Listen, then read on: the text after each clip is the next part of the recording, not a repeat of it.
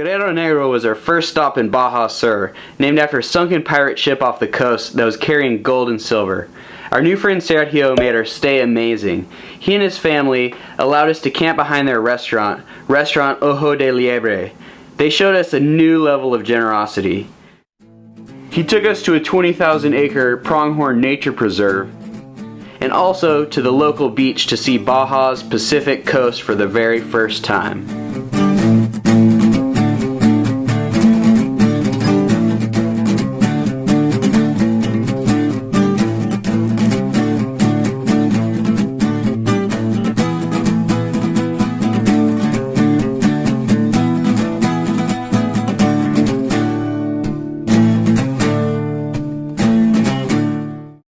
We've been sort of stuck in Laguna Ojo de Liebre, which directly translates to Eye of the Jackrabbit. And I've been pretty sick and we had to split up from the group, so we're kind of healing up here. But this lagoon has really interesting history. It's an inlet from the Pacific Ocean where gray whales travel over 6,000 miles to give birth and raise their babies for the first few months. So every winter, this lagoon and the shores around it turn into whale breeding territory, and there's thousands of whales in this lagoon right now. And the name, the origin, is really unknown. Online there's a bunch of speculation, but from our host, Sergio, we learned what the local lore is. And Russian, Japanese, and American whale hunters used to come in the mid-1800s and slaughter the whales when they would come to breed and use their oil for energy. They use their bones and their meat. Well, they would slaughter so many of these whales, it would turn the lagoon a red color from the blood. And the eye of a jackrabbit has a kind of a bloodshot look, so it has that red tint to it. And so the local lore is that this whole body of water would be red from blood this time of the year. And so the population is slowly coming back, but it wasn't until the 1980s that it actually became illegal to whale hunt. Mexico's been fighting it for a long time though, because this is the birthplace of gray whales. They're proudly Mexican.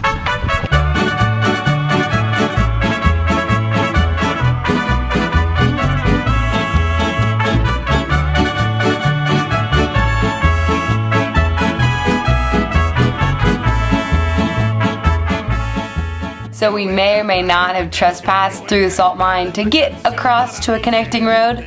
In the end, karma got us because we pedaled 90 kilometers and ended up back at the same lagoon we started.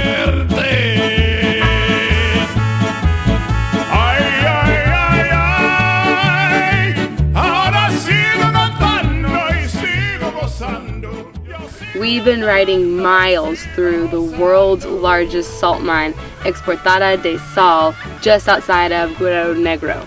And it is partially owned by the government of Mexico, 51%, and the other 49% is actually owned by Mitsubishi. And they pump the water in from the lagoon, fill it full in these big, expansive ponds, and they let the sun do most of the work. Evaporate it out, and the salt that's left over is what they scoop up and export all over the world. They're not just using the salt for table salt, which you normally see, but the majority of the salt is used for de-icing of roads and sidewalks, for water softeners, and going to the food industry. In America, the majority of our processed food is pumped full of sodium. And not only is this place just for industrial use, but it's on a huge wildlife nature preserve. There's lots of migratory birds and animals out here that call this area home, and it's preserved for them.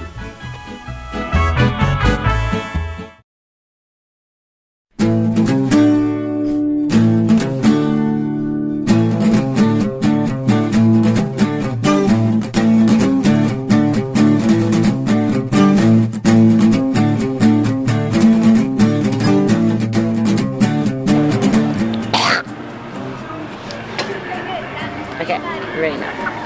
Rolling?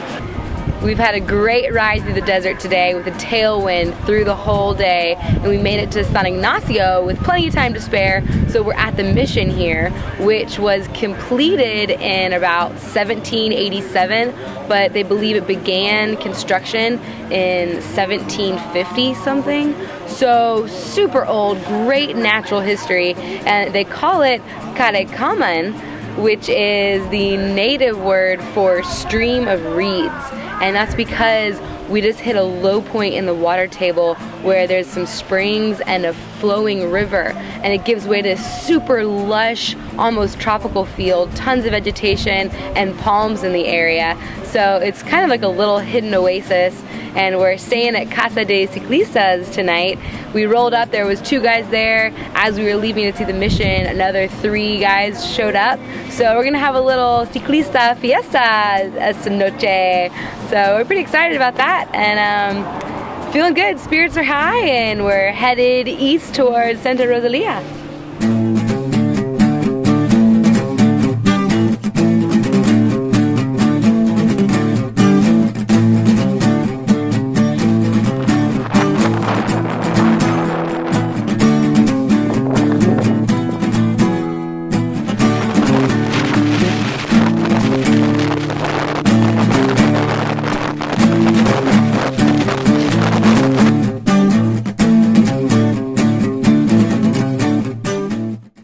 Good morning. Morning, Mexico. Good morning. But we've been riding an awesome tailwind all day from Santa Rosalia, which is a huge port town, and it has a really interesting French influence.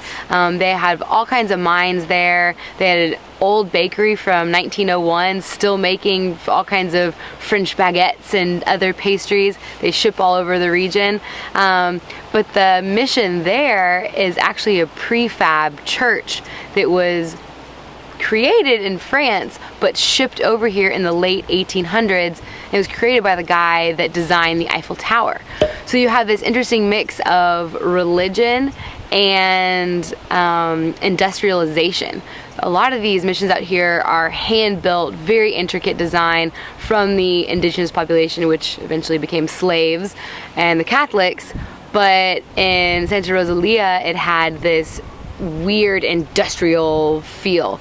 So it's interesting to see kind of globalization reach this far corner of the world. It's such an early time, and kind of the impacts that has created. But it's been a beautiful day, and this is a really awesome part of the world.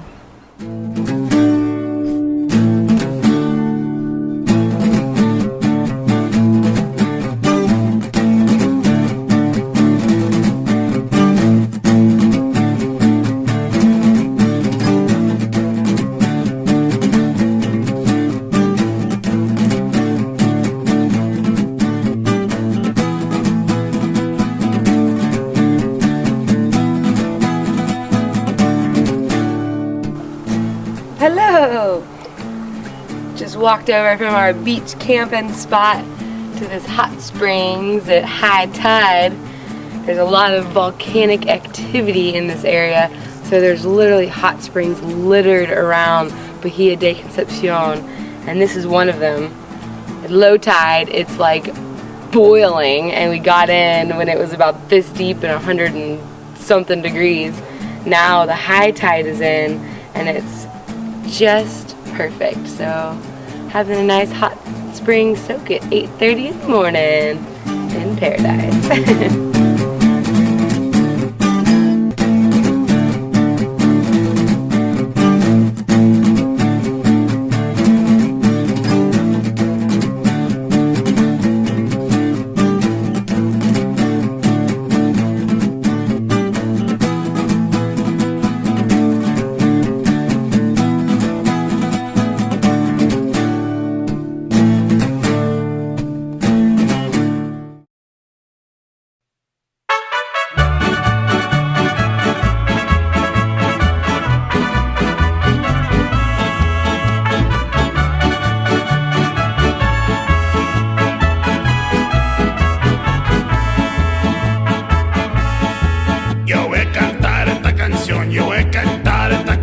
Para mi gente, con una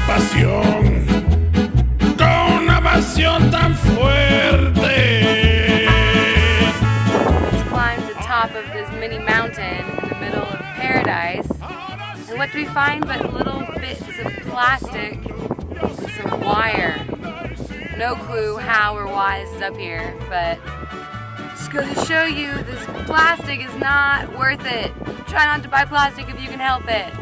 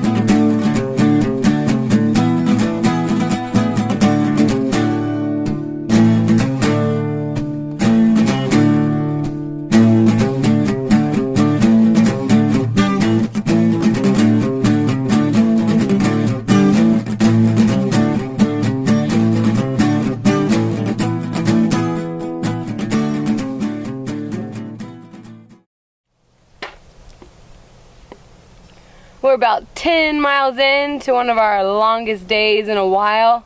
We're aiming for Loreto, which is about 7 miles from where we were camping. So counting down the 112 kilometers to Loreto.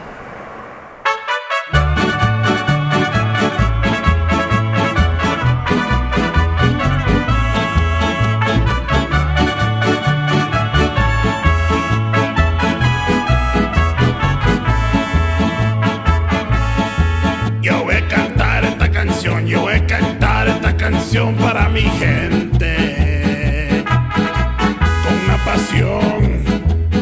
con una pasión tan fuerte. We're crossing over Rio Cadeje, the Cadeje River. You can tell it's got this huge opening from the mountains and then flows into Bahia de Concepcion. It's the very last inflow into this bay, and as you can tell, it's totally dry. And when we were swimming yesterday, the water felt pretty dang salty. So I'm not sure if that has to do with not enough freshwater inflow or what, but you can tell that there is not much of that going on right now.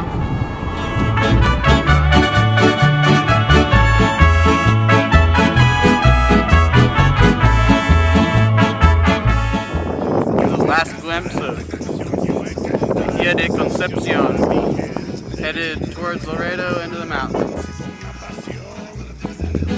Con una pasión tan fuerte. Ay, ay, ay, ay.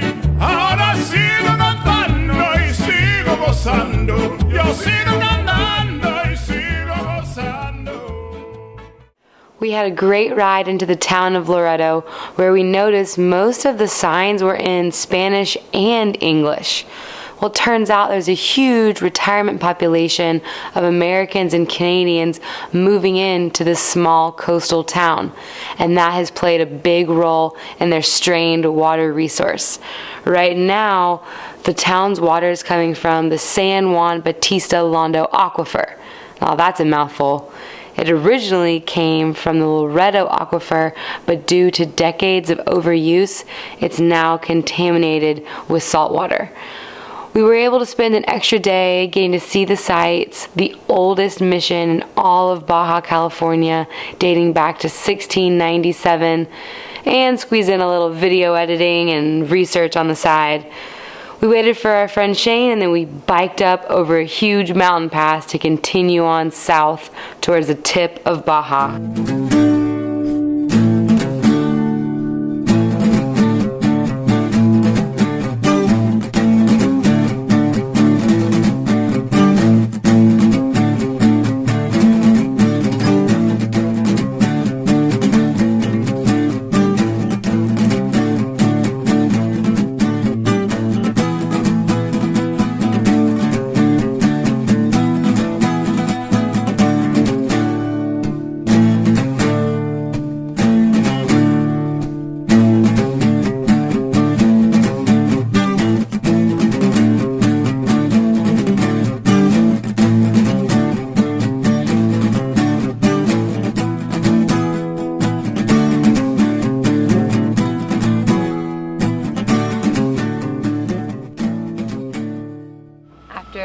yesterday's epic climb, we have now dropped into the Saint Sunday Valley, aka Valle de Santo Domingo. And it is where the two huge cities of Insurgentes y Constitucion lie. These are the largest agriculture centers in Baja, California. But they weren't developed until about 1940s because of the scarcity of water. So the government drilled these huge wells like the one behind me where they irrigated the water-intensive crops of cotton and wheat. But now they've expanded to grow chickpeas and sorghum and all kinds of vegetables, including some of the citrus like the trees right behind me. But the water being pumped out of this aquifer is faster than it can be replenished. This is actually the most overexploited aquifer in all of Baja California, and it's leading to more saltwater intruding where fresh water used to be. So the water is getting saltier and saltier and leading to lower crop yields. So the future of this agriculture center is definitely in jeopardy.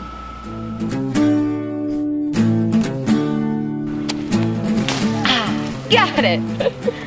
So the farms are owned communally by a Mexican system of government called ejidos. Woo! This well is located at a community center. There's a library, a school, and a playground.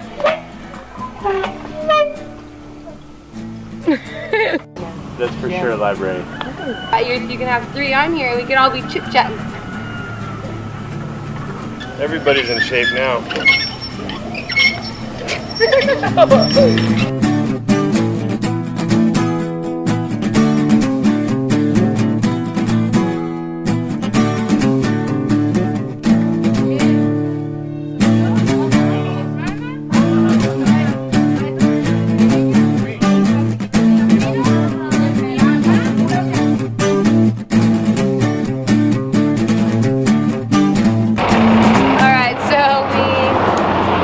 On this long hot day to get to La Paz. We're about 140 kilometers away, so like a day and a half if we really pushed it.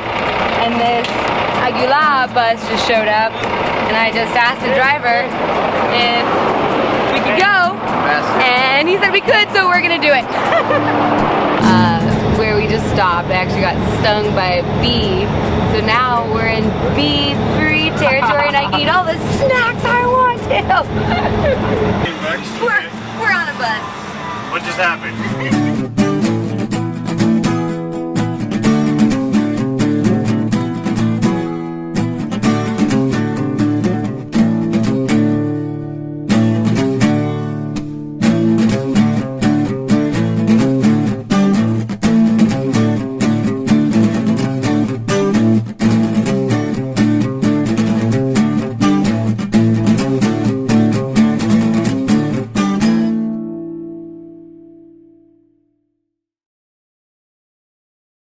Don't forget to like and subscribe.